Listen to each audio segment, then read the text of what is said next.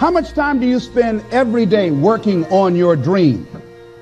In the last 90 days, how many books have you read? In the last year, what new skill or knowledge have you acquired? What kind of investment have you made in you? You don't want it badder than you want to party. You don't want it as much as you want to be cool. Most of you don't want success as much as you want to sleep. Some of you love sleep more than you love success. And I'm here to tell you today, if you're going to be successful, you gotta be willing to give up sleep. There is no shortcut. There is no hack. There's no sweatless solution. You're gonna have to work. There is always weakness to work on. Always. A lot of them. Why would we allow ourselves to make easy excuses? Why would you allow that? Are you going to make today count? Because that's all you can control. And that's all that matters. It doesn't matter where you start, guys. It doesn't matter what talents you're born with. It's about where you finish. And this race isn't over. It's not over. You could still come in first in the marathon. But you gotta start today. You gotta start now. You have everything you have. Everything you need is inside you. But I realize that doesn't mean just because you don't think you're good enough doesn't mean you can't be good. Doesn't mean you can't be great. Doesn't mean you can't carry on.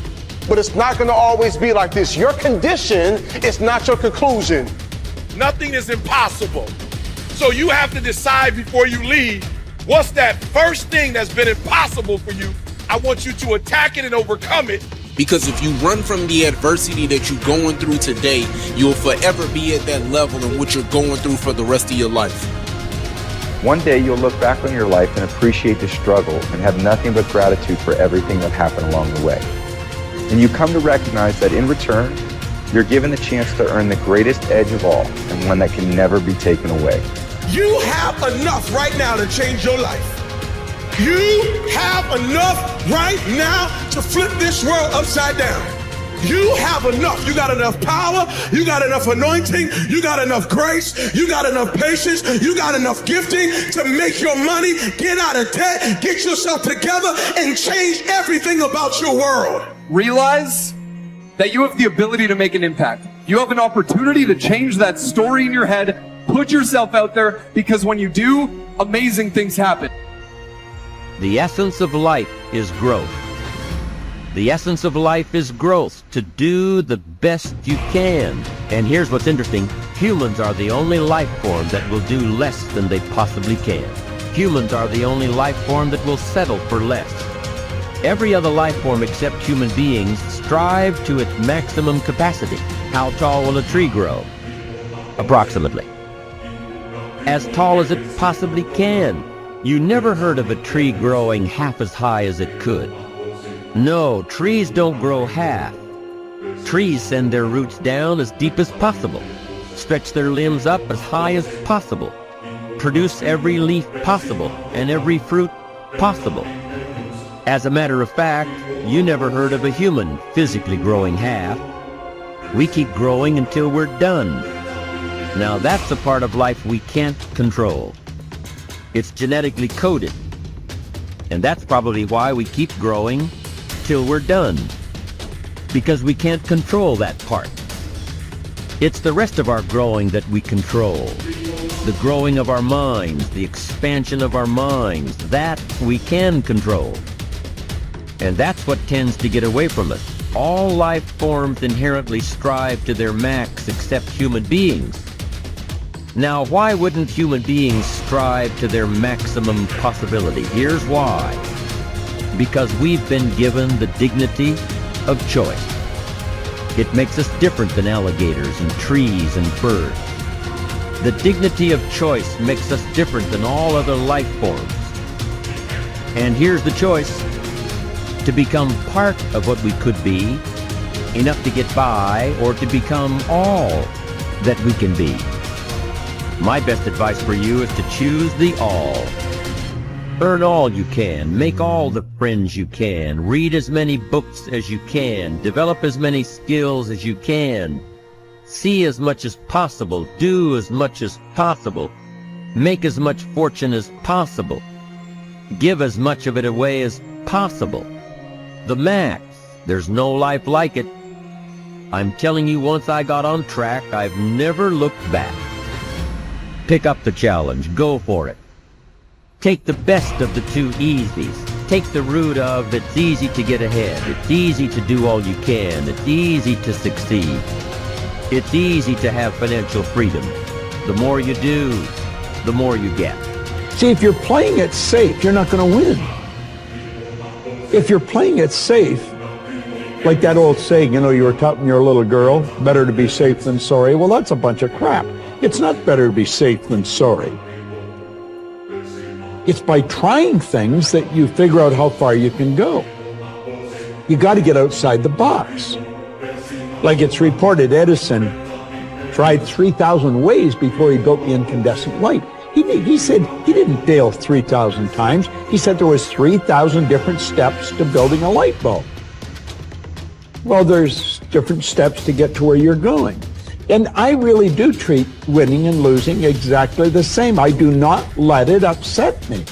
Do you think that's a big part of why you're so successful? Well, it's part of why I enjoy it.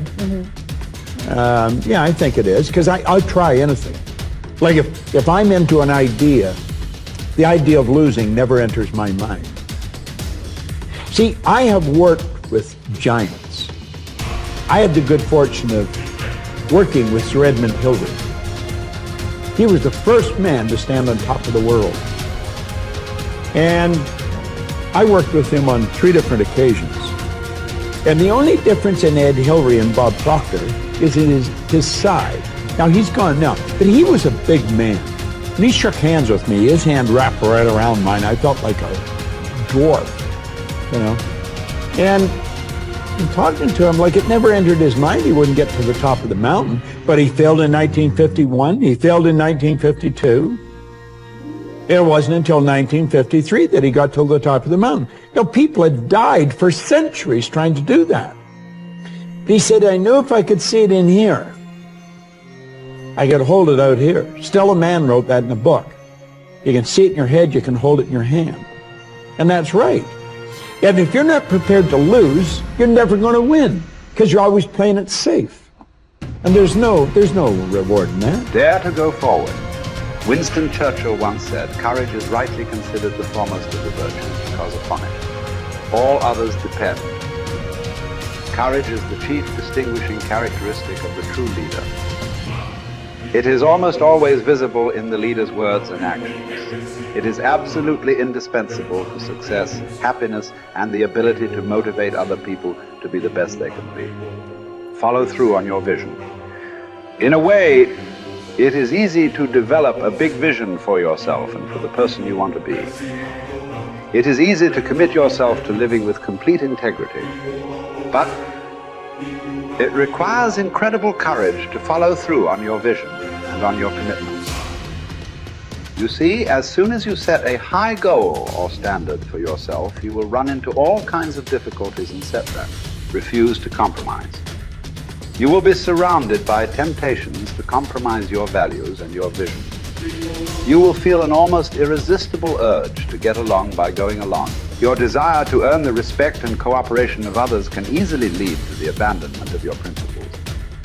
And here is where courage comes in. Stick to your principles. Courage combined with integrity is the foundation of character. The first form of courage is your ability to stick to your principles, to stand for what you believe in and to refuse to budge unless you feel right about the alternative. Courage is also the ability to step out in faith, to launch out into the unknown, and then to face the inevitable doubt and uncertainty that accompany every new venture. Avoid the comfort zone. Most people are seduced by the lure of the comfort zone. This can be likened to going out of a warm house on a cold, windy morning. The average person, when he feels the storm swirling outside his comfort zone, rushes back inside where it's nice and warm. But not the true leader. The true leader has the courage to step away from the familiar and comfortable and to face the unknown with no guarantees of success. It is this ability to boldly go where no man has gone before that distinguishes you as a leader from the average person. This is the example that you must set if you are to rise above the average.